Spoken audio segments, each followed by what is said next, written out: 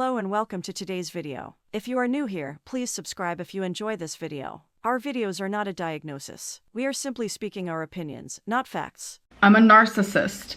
Today we are diving back into the Amberverse. Our girl left the house and started a new 100-day challenge. 1 step forward and 100 steps back. Let's see what she has to say. A little side note before we begin today's journey. YouTube doesn't like the C word that rhymes with bovid, so apologies as I attempt to avoid saying it. I promise the C word does not mean I'll see you next Tuesday. Hello. Welcome to this moment in time. So, I don't feel that good, and I've been having to go to the doctors a lot, and hospitals, and whatever it may be, so it feels like I'm getting sick, or it's just a super bad case of allergies. So, I'm about to take this test.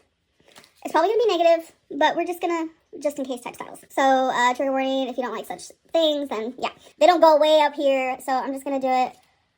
Okay. Oh, that took Get up in there. I can't. Oh my god.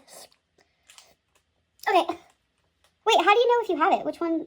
Both lines. Oh, what do you mean both lines? There'll be 2 lines that pop up. So, okay. Okay, it has been 15 minutes and we are happily negative. You don't have to reach your brains in order to test correctly, but you do need to reach the upper levels of your nose, where infection is prone to sit. Amber tickles the very lower levels of her nose, barely even making it inside, and declares that she is negative. Amber consistently repeats that she is concerned of catching it, yet doesn't wear a mask when she goes out. She has never tested herself, and didn't even know how to take the test, and when she finally did, she didn't do it correctly. A true narcissistic example. She is scared of catching it, but doesn't care if she spreads it. She didn't test correctly and proceeded to go out without a mask, while feeling ill earlier in the day. I commend her in never before catching it, mainly due to staying at home, and with her health and her size she has probably saved herself a lot of further health problems. But I am truly blown away that she has never before self-tested. Most people who are concerned for others test before going to high-risk places. For example, Amber has had a lot of hospital visits over the last 3 years, but she has never once tested herself before going. Her concern lies only with her getting sick, with zero concern for everyone else she may come into contact with who may be high risk. We're actually about to go play mini golf, so... We are leaving the house. Y'all want to come with us? Come with us for a little date night moment situation type deal. Thank you. We have arrived. Why am I so bad at this? Wait, redo! Okay, so we're currently at Walmart. A date night has taken place and I am here for it. For a long time the viewers have been requesting that Amber step outside of her 4 walls at home and go somewhere and do something, in an attempt to make the viewers more entertained. It will also benefit Amber and wifey's relationship, as date nights can be very important in a relationship. If Amber is concerned about getting sick, she can still live a life that involves getting out there and doing things, while avoiding large crowds. But as I said before, she doesn't wear a mask, so I'm not convinced she is very concerned. It's great to see Amber leave the house, as it feels like her and the viewers have been locked up inside of her apartment since Becky left. So I hope that she makes this more of a habit, but I also hope she doesn't film every date night, as that wouldn't be great for the relationship. Okay guys, so it is the end of the night, and I had one of these. Well, I didn't finish it at all. It's all melted and gross. I can't even show you. So I know on keto you're supposed to have a lot of fat. You see Rarity's ears? She wishes she can have some of this. But my gallstones are not happy because I just realized that this has 41 grams of saturated fat. Saturated. Wow, I had no idea. Really don't. What are we doing? I was mainly focusing on, obviously, the carbs. Because she doesn't understand nutrition like I do. That's disgusting. That's so much saturated fat. No wonder why I'm just well, we're doing 100 days of weighing in. Yes, we are. This will be day 1.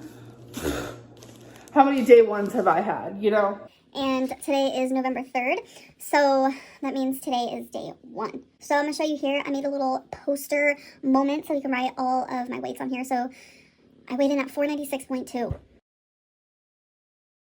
And my goal is to reach 456.2 in these 100 days, which is a 40-pound loss. It sounds aggressive, but it's definitely something that I need to do. Here we go again, another 100-day goal. Amber sets herself up for failure by raising the bar so high. She would be wiser to set her goal to 1 week. Then if she completes that, raise the bar slightly higher and make it 2 weeks, and so on. Every single 100-day challenge that Amber has set for herself has been a failure, but narcissists are known to not learn from their mistakes and repeat the same behavior. If Amber took a moment to take into consideration that she is incapable of achieving 100 days of anything, then a moment of reflection should take place, and the realization that the goal is too high and should be lowered should set in. But not with our girl. Those with narcissistic tendencies tend to think they know best, even compared to the most educated people out there, and in the face of contradictory scientific evidence, they still believe they know better. During a recent video, she said some alarming things that hinted to me that the end of the keto cycle was reaching the horizon. Amber showed us that she had bought 5 different containers of ice cream. Okay, so someone recommended these to me. The Rebel ice creams, it's keto and all that. So I have 4 flavors. No, 5 flavors. Regardless if she binged them all or not, she sets herself up for failure by allowing junk like this into her house. Secondly, she explained how difficult making her own meals are, which was rather jarring for me to hear, as the average person makes all of their own meals for the majority of their adult life, and takeout food is merely a random treat. I've cooked every meal myself. I cook 2 to 3 times a day, and I know that's like not big to some people, but for me it is, coming from the person who would order takeout for every meal. Or if I wasn't doing takeout, Celine would cook, you know? Sure, I would help her. For a couple weeks now, I've done all the cooking of the things that I eat. I need to teach myself how to cook more. I just can't rely on takeout because I have been doing every single meal myself, and I know that's such a normal thing for people, like such a normal task that I just today felt like I couldn't do. And Amber had only been making her own meals for a few weeks and was already tired by a normal, everyday task. It really explains how detached from everyday life she is. Thirdly, she said that she wanted to quit keto and hop onto another diet. And this is the first day that I've felt really just like defeated, like I want to quit keto, low carb, and hop onto a other lifestyle change or diet.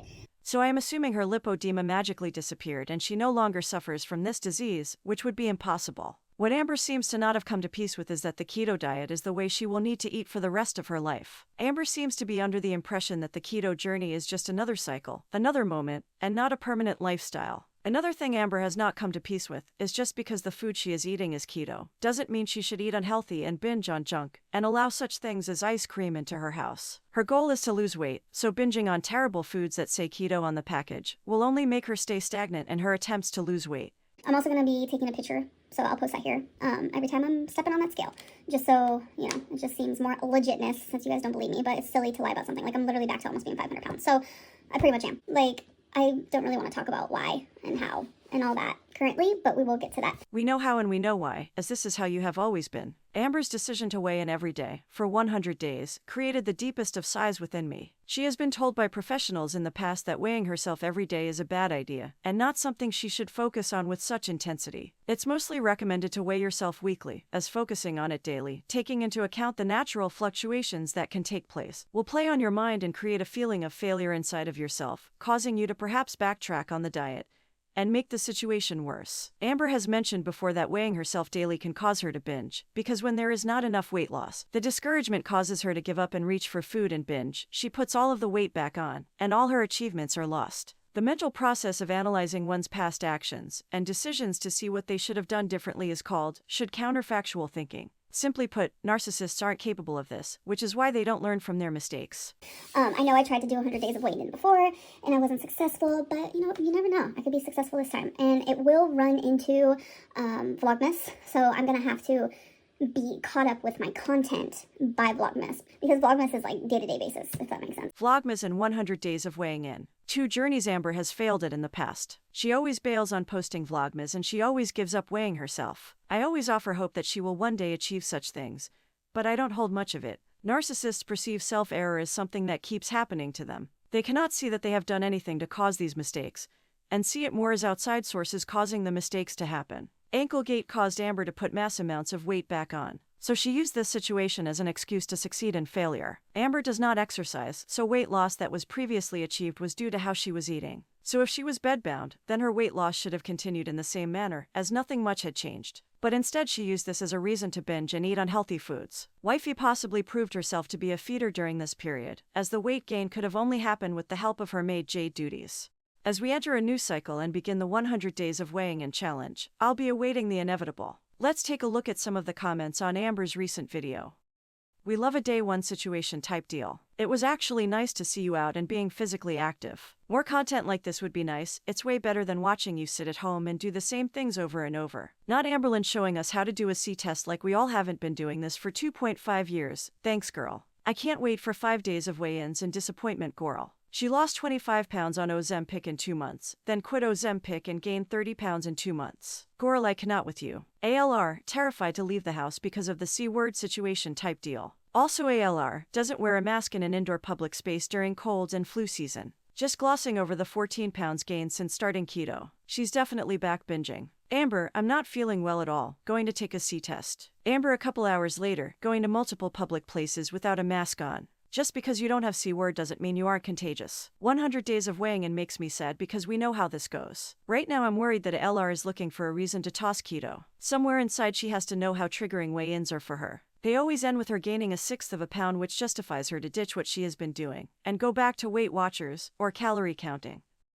If you have a narcissist in your life, then speak with the people that you trust. Ask them for help and support. Speak with outside sources who best know how to handle the situation. Know that you are not alone, and your health and safety are precious. Thanks for watching our channel. Please hit that like button and subscribe if you want to see more. Until next time, stay safe.